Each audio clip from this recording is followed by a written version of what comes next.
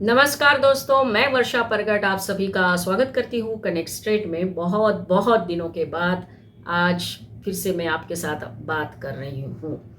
दोस्तों, हमारा देश जो है वो इतना सुंदर देश है। हजारों सालों की यहाँ संस्कृति वरदान में मिली है।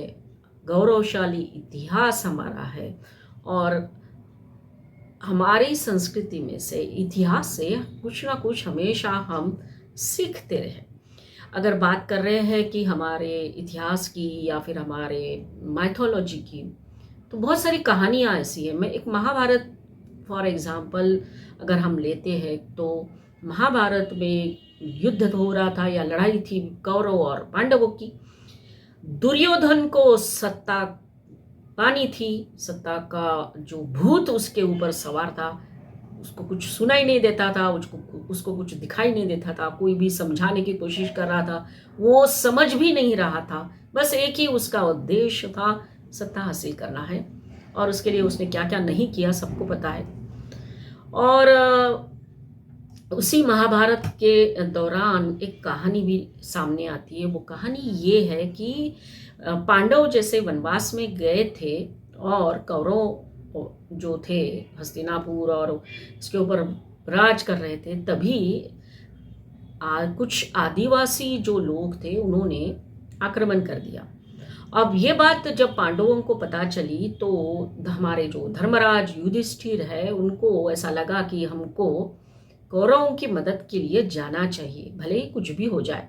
आखिर में वो उनकी मातृभूमि पे एक आक्रमण था।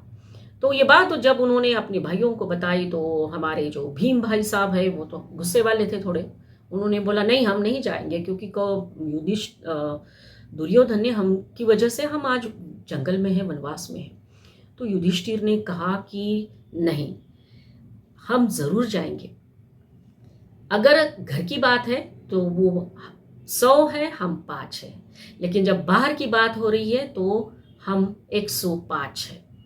तो बाहर के लोगों को ऐसा कोई भी मौका नहीं देना चाहिए जिसका वो एडवांटेज ले सके इस सिचुएशन का। इस कहानी का ये मॉरल निकल कर सामने आता।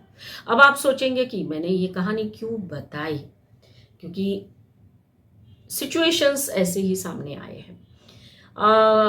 मैथोलॉजी छोड़िए, इतिहास में भी कितने सारे ऐसे प्रसंग हैं कि जिसमें से ये सामने निकल कर आता है कि हमारी लोगों की वजह से ही बाहर के लोगों ने उसका फ़ायदा उठाया और हम गुलाम बन गए थे। तो तब भी हमने कुछ नहीं सीखा।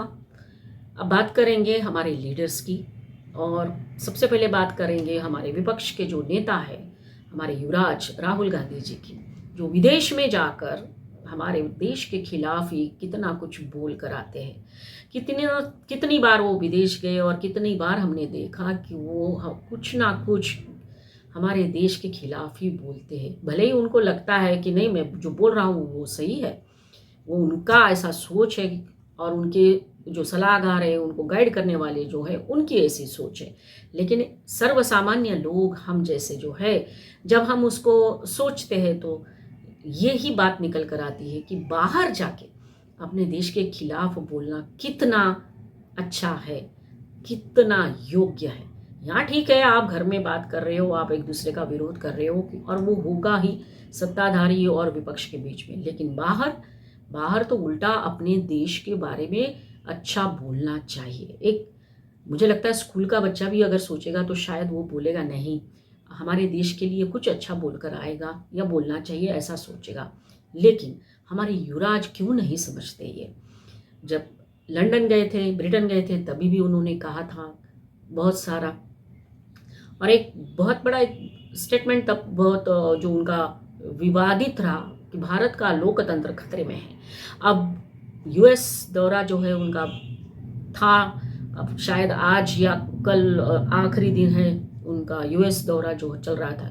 कितनी सारी जगह पे वो गए और उन्होंने जो जो कुछ बोला, इतना ही नहीं, उनके स्पीच के दौरान कुछ खलिस्तान समर्थक लोग भी आए थे जिन्होंने खलिस्तान के सपोर्ट में नारे लगाए, और जस्ट स्माइल देके हमारे युवराज बस चुपचाप बैठे रहे, इतना भी नहीं कहा, कुछ भी नहीं कहा कि ऐसा क्यों कर रहे हो, जो भी है। तो ये है हमारे युवराज जो इस तरह की बातें करते हैं। तो वहाँ पे भी उन्होंने ये कहा कि भारत के लोकतंत्र के बारे में जो कहा कि लोकतंत्र खतरे में है, इंस्टीट्यूशंस खतरे में है, इस तरह के बयान उन्होंने दिए। लेकिन जो एक तरह का एक माहौल उन्होंने भारत के खिलाफ बोलते बोलते किया, उस माहौल को करारा जवाब दिया है अमेरिका ने। और आज अमेरिका की ओर से ये स्टेटमेंट आया है कि भारत का लोकतंत्र जीवंत है और अगर आपको लोकतंत्र देखना है तो दिल्ली जाकर आइए।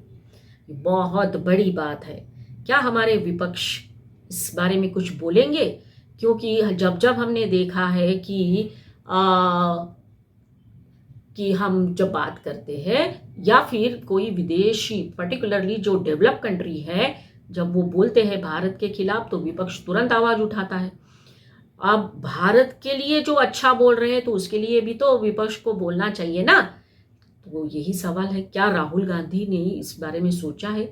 अमेरिका का जो बयान आया है, क्या फिर से हमको ये सुनने को मिलेगा कि राहुल गांधी जी ये बोलेंगे कि नहीं नहीं वो तो मोदी जी ने उनको बोला कि इस तरह से बोलिए, क्योंकि उनको तो ये बोलने की आदत है कि कुछ भी हो जाता है कि मोदी जी ने ऐसा बोला था। मतलब उनका तो किसी के ऊपर ही विश्वास नहीं है। तो ये आज जो बयान आया है अमेरिका का, जिसमें उन्होंने कहा है कि भारत का लोकतंत्र जीवंत है, जीवित है, तो बहुत बड़ी बात है। तो युवराज लौट कर आएंगे, उसके बाद पता नहीं क्या बोलेंगे फिर से, लेकिन इतना तो ज़रूर है कि वो विदेश में जाकर हमारे देश के खिलाफ बोलते हैं। जो हमारे जैसे लोगों को, हम किसी का सपोर्ट इस तरह से नहीं कर सकते जो हमारे देश के खिलाफ ही जाकर बाहर बोले।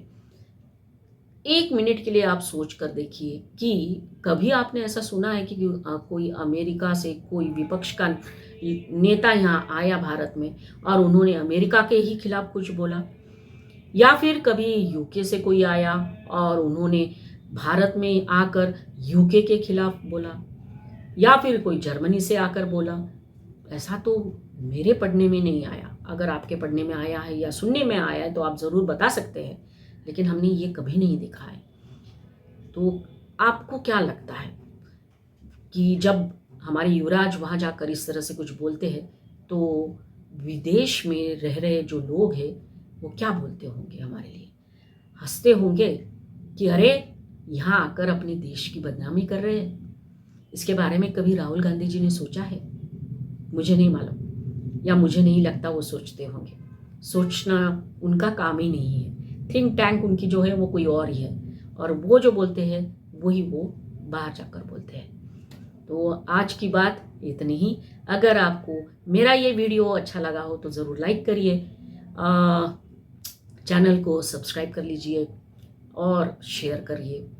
फिर से एक बार हम आपको बोलते हैं कि चैनल के साथ जुड़िए, कनेक्ट स्ट्रेट में। आगे भी नए टॉपिक्स आपके साथ शेयर करते रहेंगे।